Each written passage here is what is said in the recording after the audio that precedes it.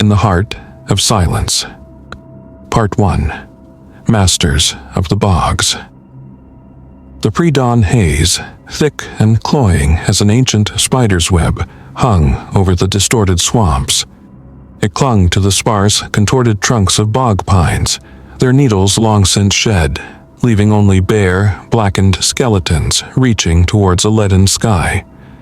The air was heavy, saturated with the miasma of decaying organics and the sharp tang of rusted iron.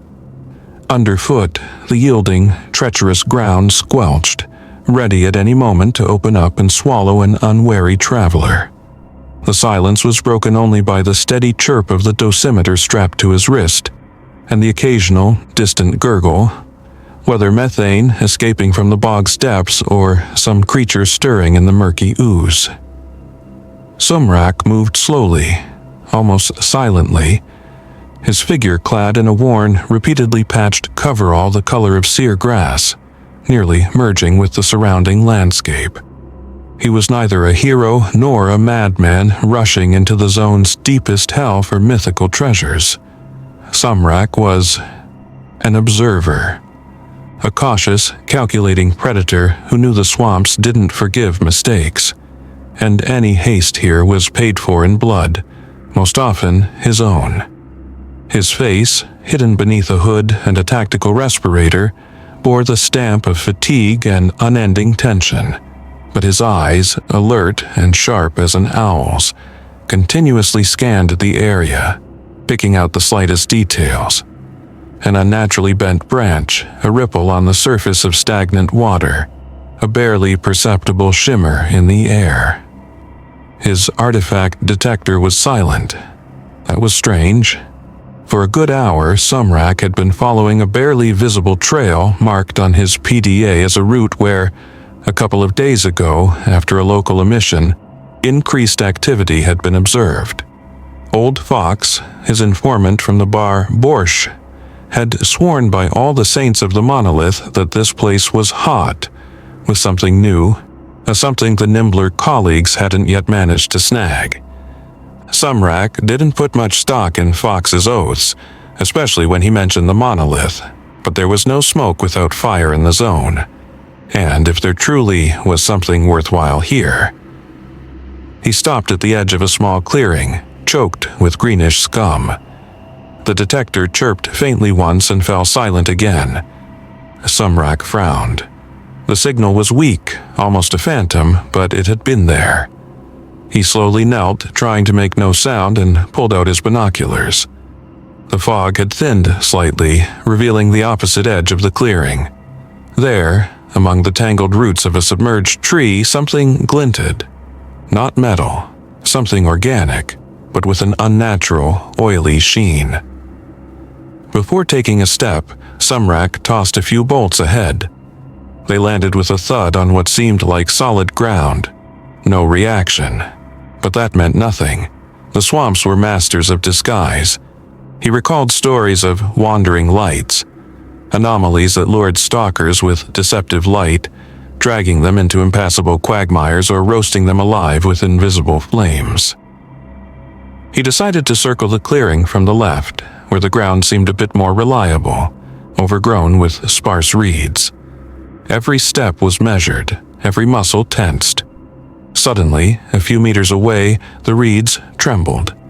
Sumrak froze, his hand instinctively going to the grip of his old but reliable Makarov pistol tucked into his belt. A creature lumbered out of the thicket. A huge, bloated carcass, covered in lumps and sores, with several pairs of blind whitish eyes. It couldn't see him, but it had clearly scented something. The creature emitted a low guttural growl and slowly moved towards him, leaving deep furrows in the mud. Shooting was not an option. A shot would attract the attention of everything living within a kilometer radius. Sumrak, slowly, millimeter by millimeter, began to retreat, backing away, never taking his eyes off the mutant. But then his boot landed on a dry twig, and the soft crack echoed through the swamps like a cannon shot. The flesh twitched, its blind eyes darted about, and with a furious shriek, it lunged at him. Sumrak leapt aside at the last moment. The mutant's clawed paw swiped past his face by an inch, washing over him in a wave of stench. He had no time to think. He whipped out his knife, a long, narrow blade of artifact-treated steel he called Stinger, and, dodging another clumsy lunge, slashed the creature across its leg. The flesh howled in pain but didn't stop. Its mass and fury were too great. Sumrak knew that an open fight with this hulk in these conditions was certain death. He darted towards the nearest gnarled tree, trying to use it as cover. The flesh, blindly charging after him, slammed into the trunk with such force that the tree creaked. It was then Sumrak noticed what he hadn't before. Slightly to the right, near the water's edge, the air shimmered faintly, distorting the outlines of the reeds. A burner, small, almost invisible, but deadly. An idea struck him instantly, desperate and risky. As the flesh, recovering, turned towards him again, Sumrak, shouting loudly to draw its attention, broke into a run, not away from it, but straight towards the anomaly. The mutant, roaring, surged after him. Sumrak had calculated everything down to a split second. A few meters before the burner, he threw himself flat to the ground, skidding through the slippery mud, and froze. The flesh, unable to react to his maneuver, crashed headlong into the anomaly's active zone. There was a deafening crack, as if a giant, desiccated bone had snapped. The air around the burner flared for a moment with a blinding white light. The mutant's carcass convulsed, its skin blackening and charring.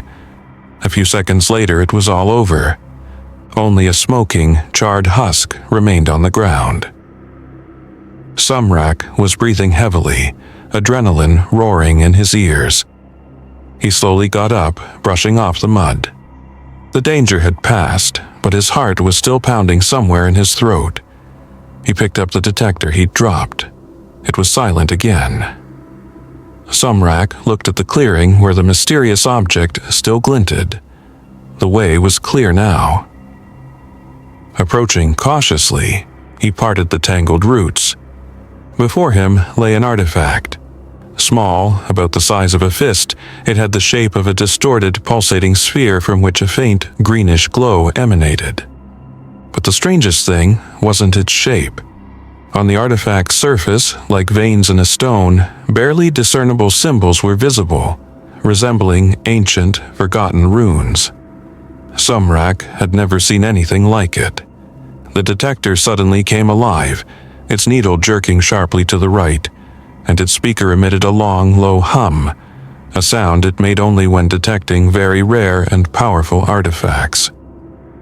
But before Sumrak could reach for his find, his PDA emitted a sharp, urgent alarm. A message appeared on the screen. Warning: unidentified high-power signal detected, source approaching. Immediate evacuation of sector recommended. Sumrak froze. An unidentified high-power signal? Here, in these godforsaken swamps? This boded nothing good. He quickly scanned his surroundings. The fog was beginning to thicken again, obscuring landmarks. And in this growing white haze, he heard a new sound. Distant, but distinct.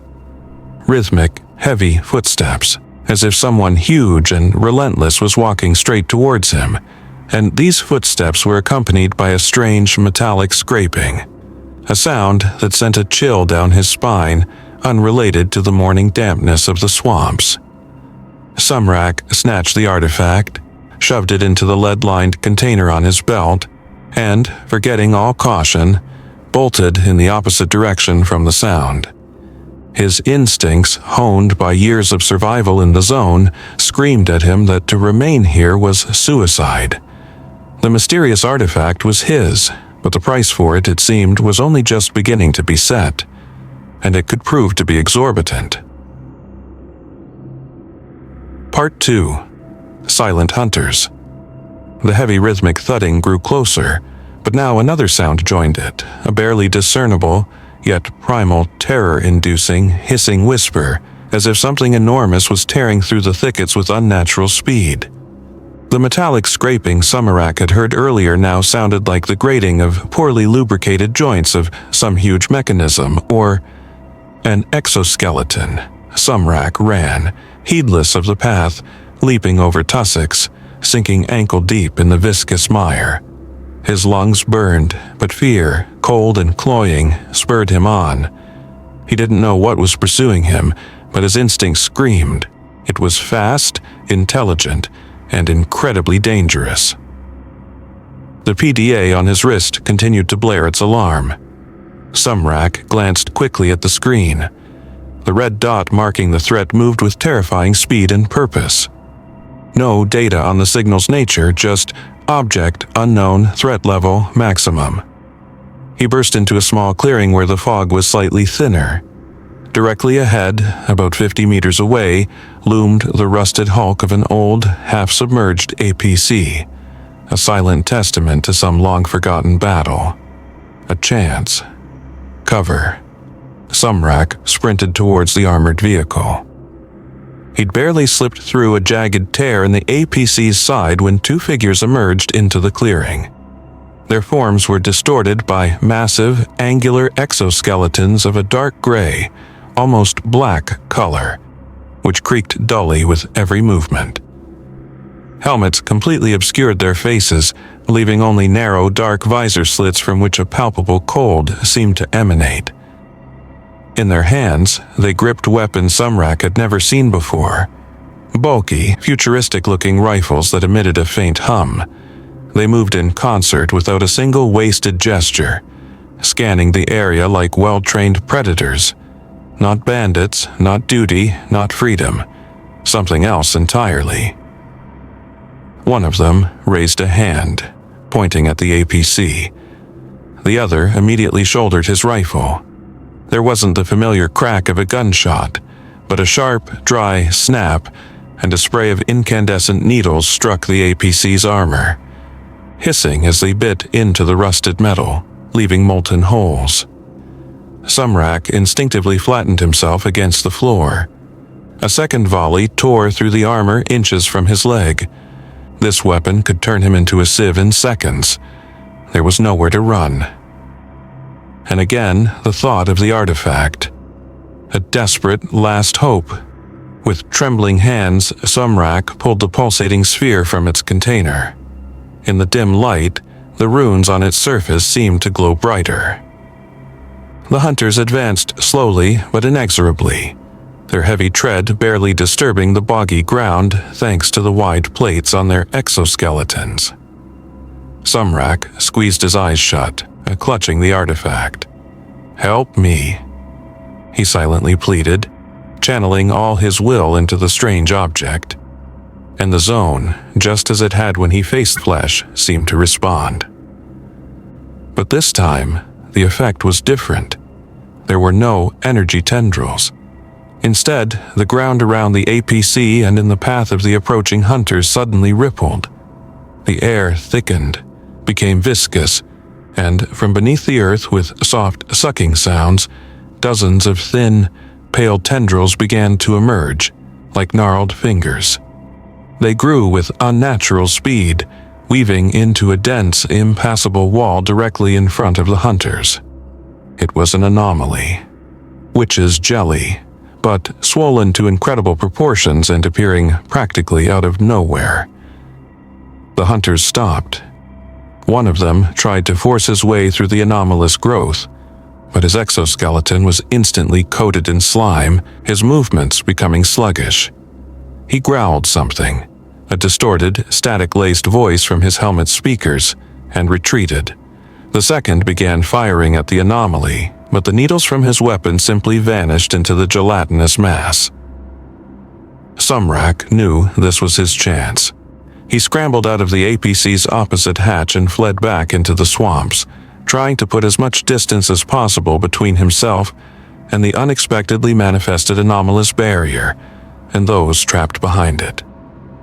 He ran until the sounds, muffled shots, and furious, distorted voices faded far behind him, Only then did he allow himself to stop, gasping for breath and listening. Silence. Just the familiar whisper of the swamps.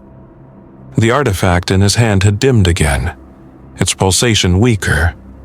Sumrak didn't know if he had summoned the anomaly or simply somehow awakened a dormant one. But the result was undeniable. This object was more than just a valuable find. It was a weapon, or a key to the zone's arsenal. And those two, their gear, their weapons, their tactics, all spoke of the highest level of training and technology. These were not ordinary loner stalkers or even elite fighters from known factions. This was a professional, targeted hunt. And the target, most likely, was this very artifact. He found himself in an old, dilapidated conduit. Dampness, the smell of mold. But it was relatively safe here. Sumrak sat down, leaning his back against the damp concrete wall. He needed to think and decide what to do next. Returning to Fox's base with such a tale of unknown, heavily armed pursuers was madness. He glanced at his PDA again. The pursuer's signal had vanished from the radar. Either the anomaly had detained them for good, or they had changed tactics. But Sumrak wasn't fooled. Their kind didn't give up.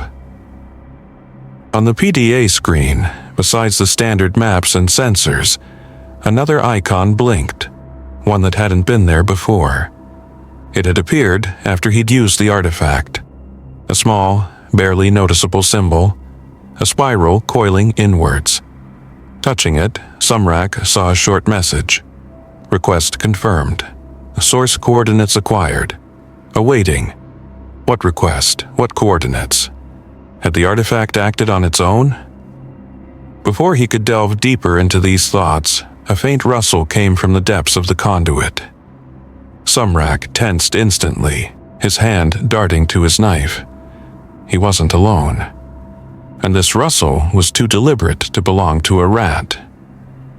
Someone else knew about this place. Or someone was on his trail, but far quieter and stealthier than his recent pursuers.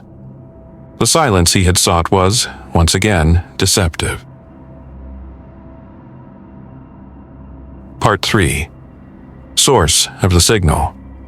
The rustling came again, closer this time. Sumrak froze, becoming statue. Every nerve was stretched taut. Slowly, soundlessly, he shifted deeper into the shadow cast by a half-collapsed concrete slab. His knife was already in his hand, the cold steel of Stinger resting familiarly in his palm. Whoever it was, they wouldn't catch him unprepared. A figure emerged from around a bend in the conduit. Short, stooped, wrapped in a faded and grimy cloak much like those worn by most inhabitants of the zone. It moved slowly, cautiously, clearly listening. In its hand, the stranger held an old but still functional anomaly detector, which beeped softly.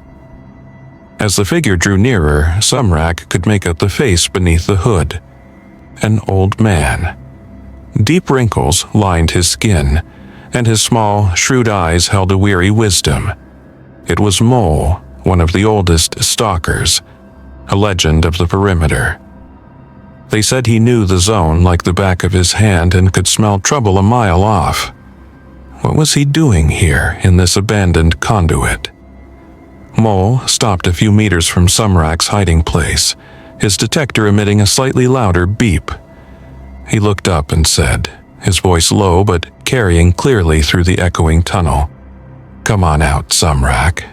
I know you're here, and I know you're not the only one who's brought trouble to this place." Sumrak hesitated for a second, then slowly stepped out of the shadows, knife still ready. "Mole, what brings you here?" "Same thing as you, it seems." The old man gave a wry smirk, his gaze falling on the artifact container at Sumrak's belt. Looking for some peace and quiet, and found this. Whatever was chasing you stirred up the whole area. Even old holes like this one aren't safe anymore. "Are they still around?" Sumrak asked tensely. Mole shook his head. gone or lying low, but their trail is still fresh. Heavy gear, serious weapons, not your average Joes. Definitely didn't come here for an empty shell, but for your stone, he nodded at the container. They very well might have. Sumrak lowered his knife. Mole could be trusted, at least more than anyone else in the zone. It's strange, Mole. Not just an artifact, it reacts. Helped me twice. The zone sometimes chooses who to help, the old man remarked philosophically, or through whom to act. What's your PDA saying? I picked up a residual signal, very unusual. Sumrak activated his PDA. The blinking spiral icon was still on the screen. Request confirmed. Source coordinates acquired, awaiting. Here, he showed Mole. Appeared after I used the artifact, no idea what it means. Mole peered intently at the screen. His brow furrowed. Coordinates. Wait a minute. These coordinates don't lead to a stash or an anomaly field. They point to an old communications bunker, deep beneath the red forest. A death trap, even by zone standards. Long abandoned, or so it was thought. A communications bunker? Sumrak frowned. Why would the artifact point there? Maybe the artifact is a key, Mole suggested. Or maybe a beacon. Someone or something is waiting for this stone. And judging by those hunting it, it's something very powerful. The source of the signal, as your PDA calls it, might be the one who sent this request. Suddenly, the PDA beeped again. The message changed. Awaiting complete. Comms channel open, identifying. A new line appeared on the screen. Source, Project Aegis. Below it, in smaller print, another line scrolled. Subject, Sumrak identified. Arrival at primary node for Conductor artifact synchronization recommended. Aegis? Conductor? Sumrak looked bewilderedly at Mole. What in the blazes is all this? Mole looked no less puzzled, but a flicker of interest crossed his eyes. Aegis. I've heard that name. Long ago. Before the second emission. One of the secret government projects for studying and containing the zone. It was believed all its developments were destroyed or lost, and Conductor, apparently, is the name of your artifact. Looks like you've stumbled onto something far more serious than just a rare artifact. So, what do I do now? Sumrak asked. Go to the Red Forest, into the lair of an unknown project with unknown hunters on his tail. That's for you to decide, Sumrak. Mole shrugged. You can try to get rid of the Conductor, sell it, hide it, toss it, but those hunting it are unlikely to leave you alone until they get it, or until you're dead. And if this Project Aegis really exists and is waiting for you, who knows what their goals are? Maybe they're the real masters pulling the strings. Sumrak looked at the artifact, then at the PDA screen. The path to the Red Forest was deadly, but staying here with such a mark on him was no less risky. The silence he had sought had turned into a cacophony of pursuit and an avalanche of unanswered questions. Looks like I don't have much of a choice, he finally said. If there's a chance to find out what's going on, and maybe get rid of this attention, I have to go to the source. Mole nodded. A dangerous path, but perhaps the only one that will lead to answers. I won't go with you into the thick of it. I'm too old for such runs. But I can help you with a route to the outskirts of the Red Forest. Guide you along old trails where there's less chance of running into patrols or large anomaly fields, and then you're on your own. Sumrak looked at the old man gratefully. Thanks, Mole. That's more than I could have hoped for. The zone doesn't just take, Sumrak. Sometimes it gives. Mole gave another wry smirk. Only the price of that gift isn't always immediately clear. Remember one thing. In the heart of silence sometimes hide the loudest answers. But to hear them, you must be prepared to pay any price. They left the conduit as a new gray and joyless day dawned over the zone. Sumrak could feel the conductor at his belt pulsing faintly, like a living heart, leading him towards an unknown fate. The hunters could be anywhere. Project Aegis awaited him with its secrets. The journey into the heart of silence was just beginning, and it promised to be far more complex and perilous than any artifact hunt. But now Sumrak had a purpose, albeit one forced upon him by the zone and a mysterious artifact. And he was ready to go to the end, to discover what secrets this source of the signal held. Sumrak's story, and that of his conductor, was far from over. It had merely clawed its way out of the boggy mire onto a new, uncharted, and lethally dangerous spiral,